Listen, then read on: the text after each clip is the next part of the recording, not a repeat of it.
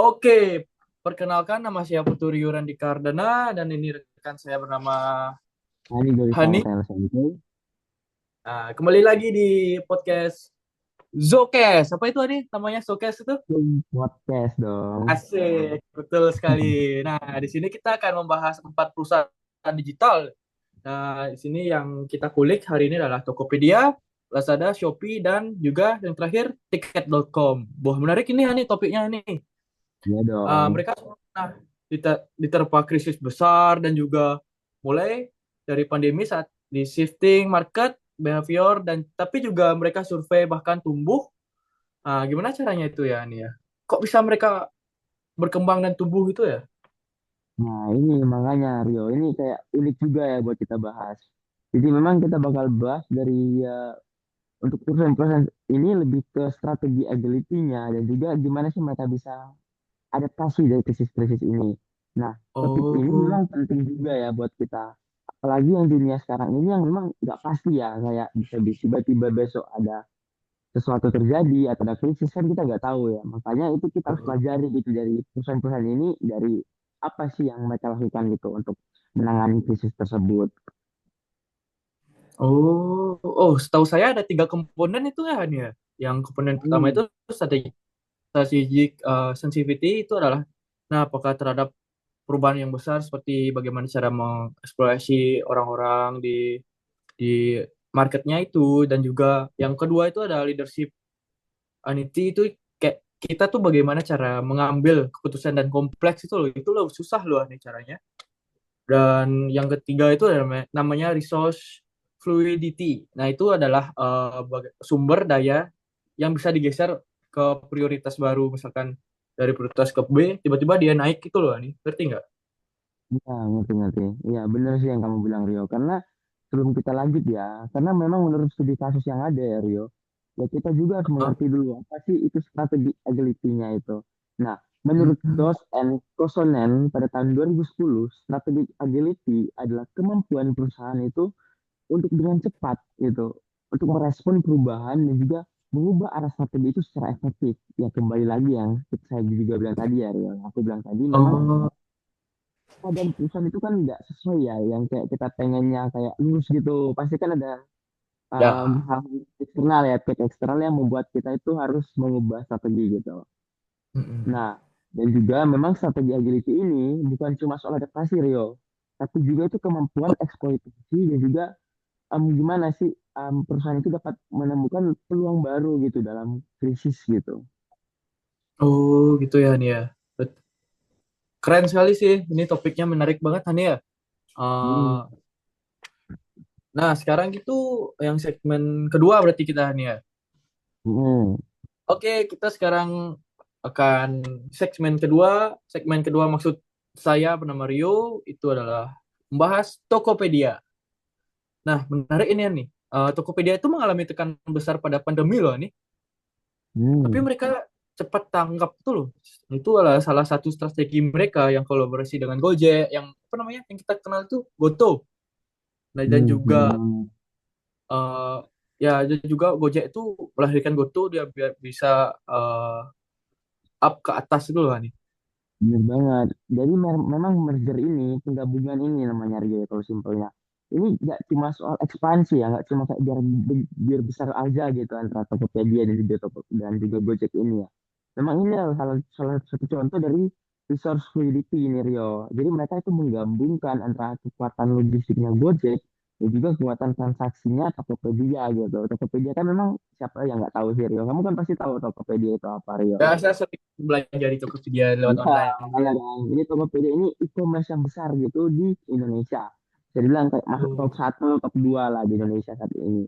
Dan juga dari hal itu, mereka juga itu bisa memanfaatkan dompet digital nih Rio. Atau bisa kita sebut dengan GoPay. oh. Nah, nih, saya mendapatkan data dari Goto Group itu menunjukkan bahwa GMV atau Tokopedia itu pada tahun 2020 tuh naik sebesar 25% loh ini. Hmm. Dan kontribusi sektor PMCG itu meningkat tajam. Meningkat tajam, terus ada efisien logistik meningkat 30%. Itu pertumbuhan Tokopedia baru gitu buka GoTo itu ya keren sekali. Nah, makanya yang bisa kita lihat juga ya Rio, karena juga mereka itu aktif juga dalam push fitur yang ada di toko cabang mereka. Jadi juga selain itu dilayani oleh Tokopedia dan juga Nyam, yang itu membuat merespon kebutuhan lokal selama PSBB nih Rio waktu kemarin gitu, waktu kemarin lockdown. Ini memang di Yo, bagian dari strategi sensitivity Rio. Jadi mereka itu bisa menemukan peluang gitu pada saat itu. Sehingga memang oh, ya akhirnya kita bisa melihat itu strategi yang bisa dilakukan oleh Tokopedia pada saat COVID kemarin. keren sekali ini. Kita menambah insight untuk eh, showcase ini ya. Iya, Kayak benar banget dong. kayak misalkan insight apa dalam dunia persaingan itu banyak sekali. Nah, nih yang ketiga itu tahu nggak bahas apa sekarang? Apa tuh, Rio? Nah, yang ketiga itu kita bahas kasus Lazada. Menarik nih. Nih bener, kasus Lazada itu memanfaatkan mesin learning dan predictive AI buat kelola supply chain-nya. Dan juga rekomendasi produk bahkan front detection-nya itu meningkatkan efisiensi logistik dan pengalaman penggunaan penggunaan Lazadanya. Keren sekali Han. Iya, benar. Dan juga memang untuk Lazada ini kemarin itu juga mereka itu aktif dalam pendekatan lokal juga nih, Rio. Contohnya ada Last Hmm, Live, yang dimana ini Last Live ini format mereka itu live streaming e-commerce-nya sehingga itu bisa menaikkan engagement-nya Rio naik 45% itu Rio selama pandemi oh, bahkan dan juga conversion rate-nya itu bahkan 2 kali lipat dibandingkan dari e-commerce biasa yang lain. oh, besar ya naiknya itu ya nih ya. Ya makanya. Tapi tapi ya nih dari segi finansial itu data statistik menunjukkan Lazada itu masih defisit EBITDA itu ya dibandingkan Shopee.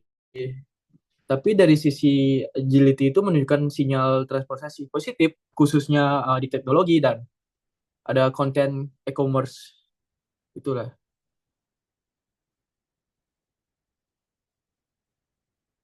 Oke, kita akan melanjutkan ke apa namanya nih? Apa namanya? Yang warna kuning-kuning itu atau oranye itu? Oh, Shopee nggak sih maksudmu? Betul sekali. Bener sih. Kita Keren. udah bahas pasar tadi, tapi yang oren-oren ini nggak dibahas ya, Rio. Oh ya, Ya, oranye-oranye ini kita jangan bisa tahu. ketinggalan Memang ini. ya, ya karena Shopee itu ya itu menjadi textbook example buat agility-nya nih, Rio. Karena di Oh, masa krisis, mereka itu yang paling cepat gitu menangkap perubahan buat perilaku pasar gitu. Jadi mereka itu paling cepat tanggap lah. oh, berarti mereka nge-push Shopee Pay, Shopee Food, semua ada di Shopee kayak Shopee Market ya. Iya, Mereka bener. juga bangun logistik sendiri tau, Wah, nih seperti Shopee Express juga itu bentuk resource fluidity-nya itu dan leadership agility dalam eksekusi strategi itu keren sekali ya. Benar. Karena memang kita bisa tahu bahwa si grup ya, itu induknya dari Shopee ya, Rio. Itu mencatat Oh, revenue catatnya itu 2,1 miliar dolar. Dolar nih Rio, bukan rupiah ya. Pada tahun wow, berapa? 2019. Ya, dari 2,1 miliar dolar itu naik sampai ke 4,3 miliar dolar dalam waktu 1 tahun. Itu 2 kali lipat lebih loh Rio. Memang strategi ini bisa kita ketahui ini memang strategi ekspansi besar-besaran yang mereka akhirnya itu bisa dapat burn rate yang tinggi gitu. Hmm, baru tahu saya si grup itu masuk Shopee ya berarti ya. Benar. Oh, makanya dari 2022 tuh mereka digeser ke arah fokus ke efisiensi dan mereka ke layoff-nya, restruktur region dan mengalihkan budget marketing ke retensi pengguna itu ya, contohnya transportasi dalam konteks agility gitu ya, keren sekali. Iya, Wow, makanya. insight baru ini saya dapatkan nih, keren sekali. Hmm. Iya, Topik tadi kita kita kan udah bahas 4 ya Rio, yang terkenal. Mungkin kita kayaknya kekurangan satu deh Rio. Aku ada saran satu apa ya? sih. Apa Nah, ya kamu ini teh? pernah di tiket.com nggak? Oh, tiket.com. Aku sering pakai belanja itu nih. Kayak misalkan kita Nah, beli tiket pesawat, aku sering di sana. Kan aku biasanya mm, bolak-balik Denpasar Surabaya. iya Aku selalu makanya. belanja di. Nah, Hmm, kita kan tahu memang tiket.com ini kan lebih ke fokusnya ke apa ya, yo, tiket-tiket gitu kan buat perjalanan ya, ataupun travel gitu kan. Nah, kayak kita beli tahu bahwa hotel memang juga. ya pada COVID kemarin kan tuh salah satu yang terkena ya kayaknya itu yo, travel kan. Ya Bahkan sih. bisa dibilang itu nyaris ditutup tiket.com ini Rio pada tahun kemarin pada pandemi. Tapi yang bisa kita lihat di sini Hmm, highlightnya itu mereka itu respon mereka itu sangat cepat dan juga tepat sasaran pada saat krisis nih Rio. hmm. Berarti dia mereka ngikutin zaman banget ya marketingnya ya. Misalkan kritis gitu ya. Mm-mm. Tapi mereka shifting ke promosi staycation juga, ke campaign clean trip, dan juga kerjasama dengan hotel juga. Ini untuk paket-paket aman dengan fitur fleksibel refund juga. Pernah nggak Hani beli tiket pesawat tapi ada refundnya? Nah, itu ke videonya ada yang beli pesawat, Mm-mm. misalkan kita ada halangan, itu bisa refund di sana. Nah, ya makanya ini salah satu poin plus juga ya Rio. Nah, Hmm. sehingga memang financially itu mereka itu masih tertinggal ya. Secara finance itu memang masih tertinggal dengan Traveloka. Traveloka ini udah besar. Tapi yang Oh bisa iya. kita lihat itu setelah 2022, kita bisa melihat pertumbuhan pemesanan domestik di tiket.com ini naik signifikan ya Rio. Bahkan Oh, untuk beberapa kategori seperti tiket kereta, hotel yang sesuai budget itu tiket.com itu memang bisa mengoutperform dari Traveloka ini sendiri. oh, baru tahu saya nih. Berarti strategi mereka tuh nggak terlalu agresif berarti ya, tapi sangat Hmm, terarah itu seperti agility itu yang fokus pada kepercayaan dan penggunanya itu ya.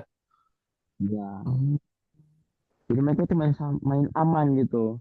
Yang memang pada akhirnya ya Rio, kita itu bisa menyimpulkan Rio, kalau memang pada poin-poin yang kita udah bahas tadi bahwa Tokopedia itu lebih unggul di kolaborasi ekosistem dan juga platform integrasinya karena kan dari Gojek ke Tokopedia kan. Tokopedia. Nah, selanjutnya untuk Lazada. Nah, kalau Lazada ini memang dia bermain di kekuatan AI-nya dan juga personalisasinya. Jadi itu lebih ramah untuk experience-nya gitu. Jadi kamu pengen cari apa aja gitu dibantu gitu sama aplikasinya. Nah, Keren sekali. selanjutnya untuk Shopee, ya Shopee ini karena memang bisa dibilang dia apa ya, dananya besar ya, investasinya besar karena dipegang oleh si gitu kan, si perusahaan, si grup. Jadi dia itu berfokus itu untuk ekspansi secara cepat dan juga logistik mandiri. Nah, Hmm. yang terakhir seperti kamu bilang, tiket.com itu memang dia fokus pada perkembangan saat ini kan. Makanya itu dia fokusnya itu pada kepercayaan nih Rio dan juga import pasar domestik yang ada. Oh, nah nih, dari segi rasio keuangan indikator pasar nih kita bahas tadi. Shopee itu punya GMV tertinggi tapi marginnya negatif soalnya nih, seperti Hmm, penurunan kayak melosok gitu ya.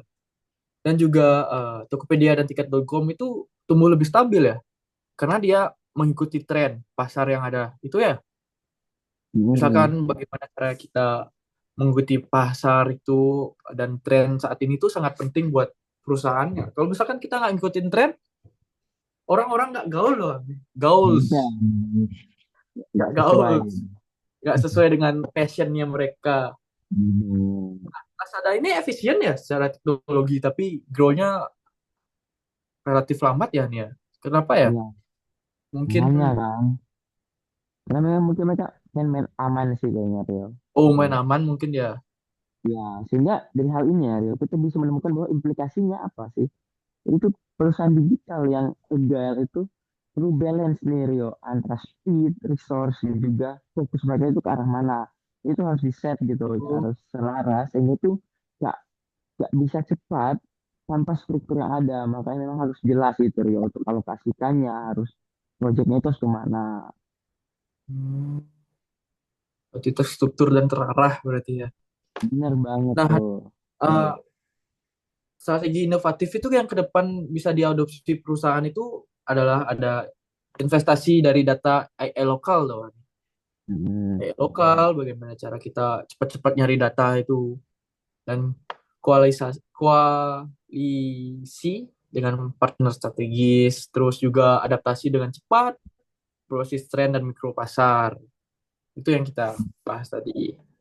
Ya, mungkin ya kita udah paham ya barang-barang dari perusahaan-perusahaan ini apa sih yang poin-poinnya gitu. Ada yang main aman, investasinya besar, ada yang mengandalkan dari kepercayaannya pasar lokal gitu Rio. Sehingga memang Oh, jujur ya, aku juga belajar banyak sih Rio hari ini gitu. keren sekali Dari hari ini.